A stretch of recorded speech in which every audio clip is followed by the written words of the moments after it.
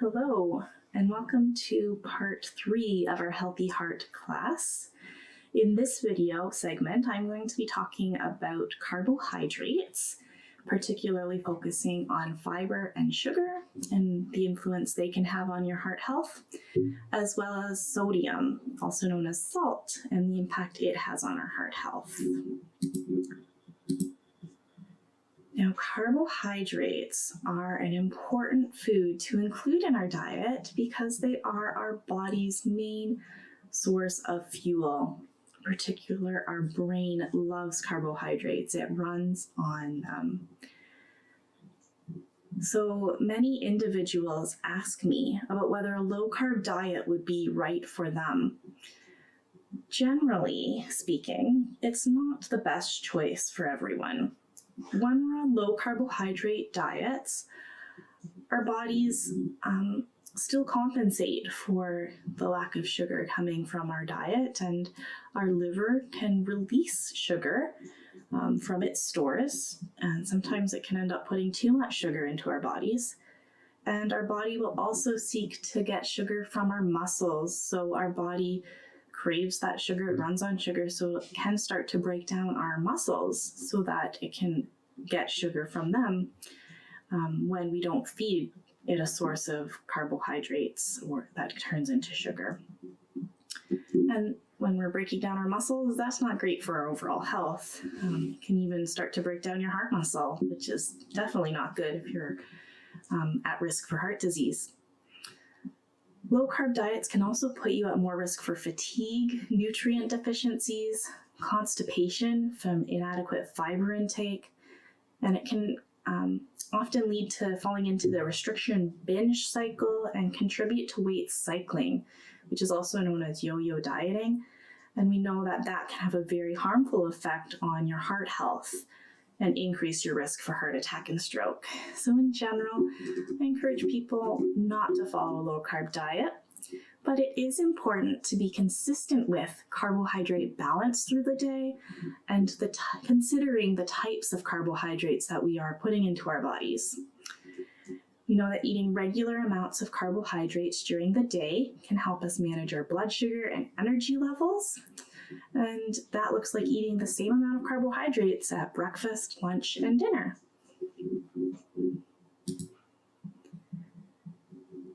Now, fiber is a component of carbohydrates that is particularly beneficial because it has some health benefits. It is a product that's found in plants, and our body doesn't fully digest it, and it doesn't get absorbed. But it does play an important function in keeping our bowels regular. It has heart-healthy benefits by lowering our LDL cholesterol and triglycerides. This is true of a particular type of fiber called soluble fiber that I'm going to talk about in the next slide. It can help control our blood sugar levels and keep us feeling full longer and last faster and longer. So here's some tips on how we can get more fiber in our diet, just a few suggestions. So we need to choose whole grains. An example would be bread, rice, pasta, cereal, oats, etc.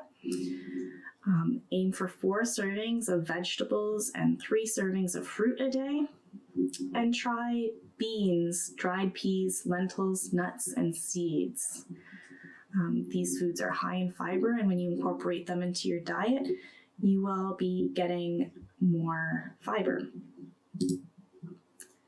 So soluble fiber, as I hinted at earlier, is a special type of fiber. It acts to form a gel in our intestines. It absorbs water, and that gel-like substance that is formed can trap cholesterol and sugars in it so that it doesn't get absorbed into our bodies, which helps lower our LDL cholesterols and blood sugar levels. So the American Heart Association suggests you aim for 10 to 25 grams of soluble fiber per day to help you lower your cholesterol. Some food sources to help you reach that goal is psyllium husk. So Metamucil, Proteum, Benefiber, and FiberSure are all fiber supplements that contain the psyllium husk. You can also buy psyllium husk at Bulk Barn, use it in baking. Whole grains like oatmeal, oats, bran, and barley are all good sources of soluble fiber.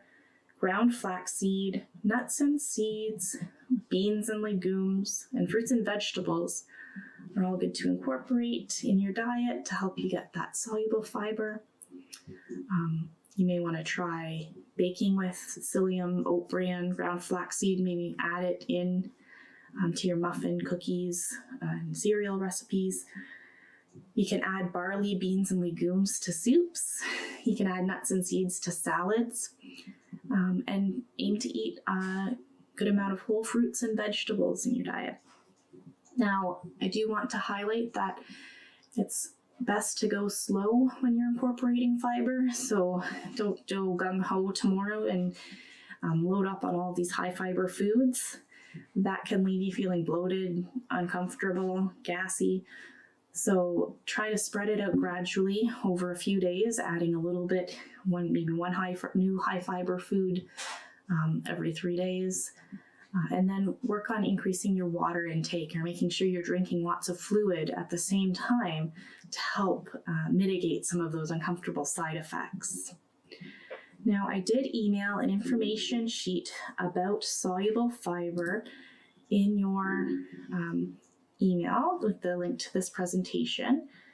I will see if I can share it here for you quickly, just so you have a reference. So this is the Facts on Soluble Fiber handout.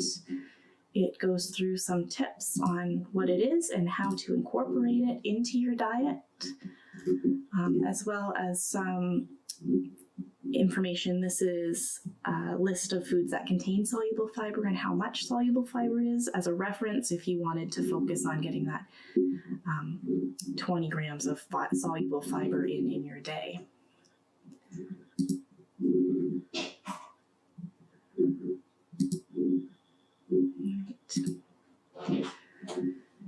Now, added sugar can be problematic if you're getting an excess intake of it. It can cause increased triglyceride levels and decrease your HDL, good cholesterol levels. It can be tricky to know what added sugars are in our diet. There's just so many different terms for referring to it. So just by looking at the nutrition facts panel, you might be a bit confused. So just to give you an idea of what forms sugar can be in, when you're reading the ingredient list of a product, you can look for words like honey, molasses, agave, maple syrup, white sugar, brown sugar, icing sugar, table sugar. Anything that ends in syrup refers to sugar. Corn sweeteners like high fructose corn syrup solids, glucose, fructose, dextrose, maltose, and sucrose, any of those words that end in OSE, all refer to a source of sugar that may be in a product. If any of these sugars are listed as the first or second ingredient in a food, that food is likely high in sugar. And if you're curious about what the grams of sugar means on the nutrition facts panel, here's a reference for a more common household measurement. For 1 teaspoon of added sugar is equal to 4 grams of sugar. So if you're looking at a product and on the nutrition facts panel it says 12 grams of sugar, converted into teaspoons, you divide by 4, that would be 3 teaspoons of sugar. That might be a bit more helpful for you to think of. One source of added sugar in our diet that may contribute to excess sugar intake is our drinks. So it's something to consider what you're drinking through the day and if it contains added sugar. The Heart and Stroke Foundation recommends no more than 10% of our total calorie intake of a day come from added sugars. Ideally, they'd like to see that total intake of added sugars be less than 5% of our total daily calorie intake. So just as a reference, if you look at a 2,000 calorie diet, which is kind of an average, 10% of that would be 48 grams or 12 teaspoons of added sugars. 5% would be half of that, so 6 teaspoons of added sugars. If you enjoy drinking a can of regular pop, that is equivalent to 10 teaspoons of sugar. So if you had a can of pop in a day, you would be already over that ideal 5% of total calorie, of your total calorie intake being from added sugars, and pretty close to meeting that 10% maximum number. So it's really a big source of added sugar in your diet. That's not even considering anything that may be in a granola bar that you eat, or a box cereal, or a bread. So certainly thinking of where sugar is in your diet is a first step to be aware of what you can maybe do to help protect your health. So sugar has about 10 teaspoons of added sugar. Orange juice or any fruit juice, even though it doesn't have added sugar, it is a concentrated source of sugar. It can contain up to 5.5 teaspoons of sugar. A sports drink like a Gatorade or a Powerade can contain 5 grams of sugar or 5 teaspoons of sugar, and specialty coffees can contain around 7 teaspoons of sugar. That can go up or down depending on what your order is, what size you order. Those are all some sources of sugar you might not realize that are contributing to your total sugar intake in the degree that they may be contributing. So sodium, which is also known as salt, is the next aspect we want to talk to about food and your heart health. It can affect our blood pressure. It causes us to absorb water into our blood if you have too much salt in your diet, and that can put extra pressure on your blood vessels. That extra stress can cause them to thicken and harden and narrow, which can then restrict blood flow. So it is a concern when you eat too much salt. We do need a certain amount of sodium in our diet to perform vital functions. So the amount we need is based between 1,200 to 1,500 milligrams, depending on your age. But we do know that if we exceed 2,300 milligrams of sodium in a day, that can put us at risk of experiencing some of the complications that are associated with excess salt intake, such as high blood pressure. So 2,300 milligrams is equal to 1 teaspoon of salt. And it is very easy in our North American diet to exceed this 2,300 milligrams a day because salt is a major ingredient in packaged and processed foods that are abundant in our typical North American diet. In fact, 75% of sodium in our diet is coming from these packaged foods, not from what we use in our cooking or what we add at the table.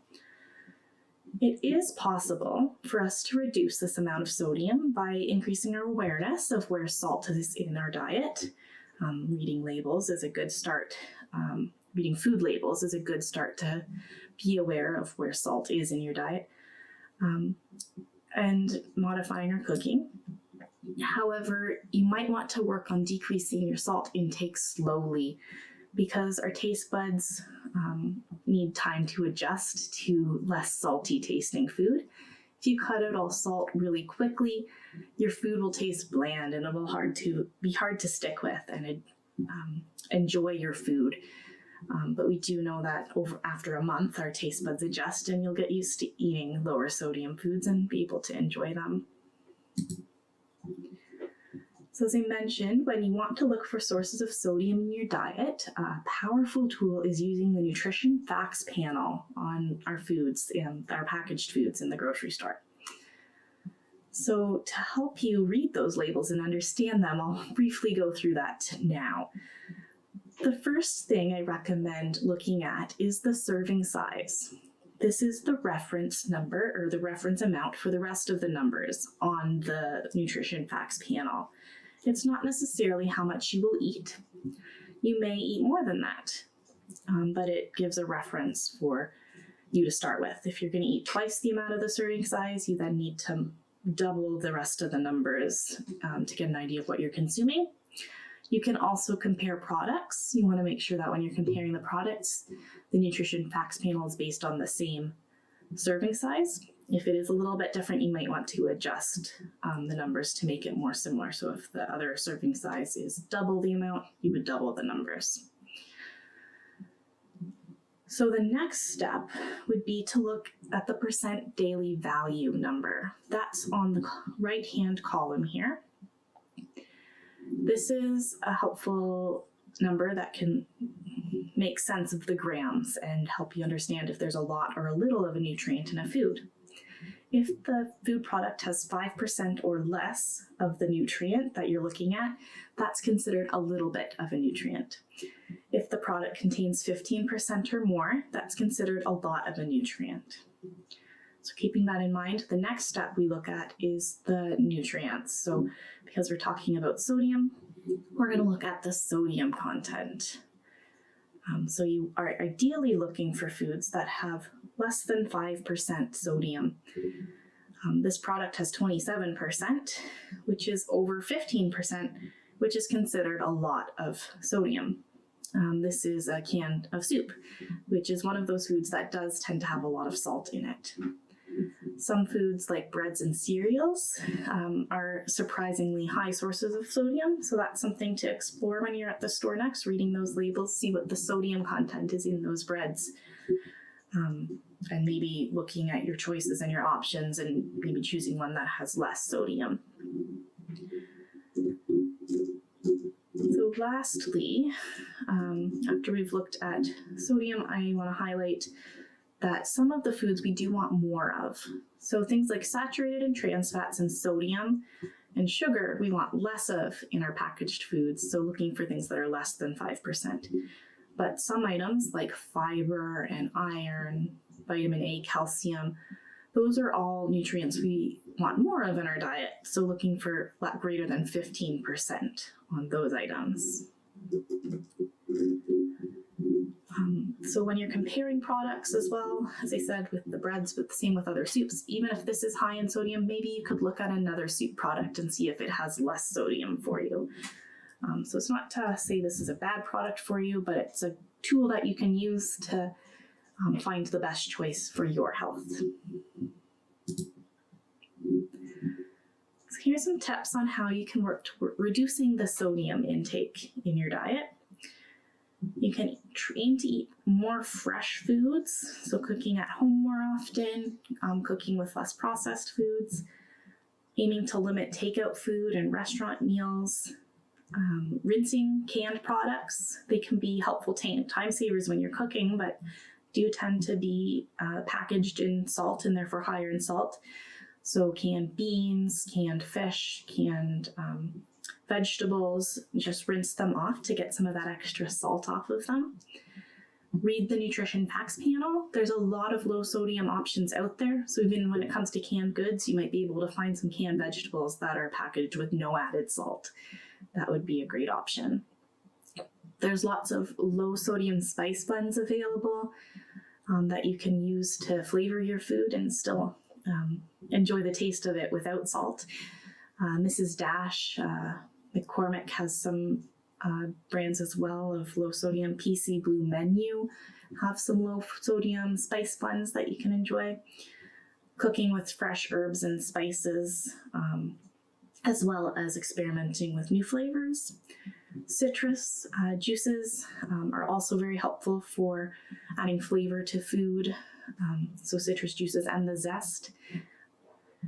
And that can help you reduce using the sodium in your cooking, or using salt in your cooking, and also using salt at the table. And I encourage you to consider eating pickled and cured and salted foods and meats less often, as they do tend to be higher in salt. And maybe you can think of some other strategies that you can use to help that would work better in your life. So to summarize the key points from this video segment today, I want to remind you we first started talking about carbohydrates. So aiming to eat carbohydrates at regular times during the day. So try and eat that consistent amount at breakfast, lunch, and dinner. Eat high fiber carbohydrates. Aim to eat foods with soluble fiber daily, and limit foods with added sugars, especially drinks with sugar in them. Choose processed foods that are lower in sodium more often compared to other options. Eat fresh and homemade foods, and try to flavor your foods with herbs and spices and aromatics so that you can enjoy your food without sodium. Now at this time, I want you to reflect on what I shared with you in this segment and consider if there's a habit that you'd like to add or change in your current patterns. And if there is, try to make a SMART goal. So to remind you, a SMART goal is one that is specific, measurable, action-oriented, realistic, and has a time frame. So an example of this could be, I will aim to incorporate more soluble fiber in my diet by eating oatmeal every day for 5 days or every day of the week. That may not be realistic. You might get tired of it. So maybe that's not the greatest goal. Maybe you could incorporate, modify it a little bit then to say you'll have oatmeal 3 days of the week. You'll have some legumes 3 days a week, and you'll incorporate ground flaxseed into your salad or your yogurt at snack time. So that's every day of the week, 7 days. I'll plan to incorporate soluble fiber every day. And I will check back in 2 weeks to see if that worked. And then in 2 weeks, you can check back and see, was that realistic for you? Did that work out well? What didn't work well? And modify your goal. Or if it went well, fantastic. Maybe think of something else you may want to add to protect your heart health. And encouraging or recruiting a supportive family member or friend to help you with checking in that 2 week point with your goal setting is a great option to help you with sticking with your changes and sticking with your goals towards working towards a healthy heart. Thank you for listening today, and I encourage you to please ask your questions either by phone or email. You can call the Stratford Family Health Team at 519-273-7017 to ask to book a phone appointment with myself or with Jenny, or you can email either of us at the email addresses listed here.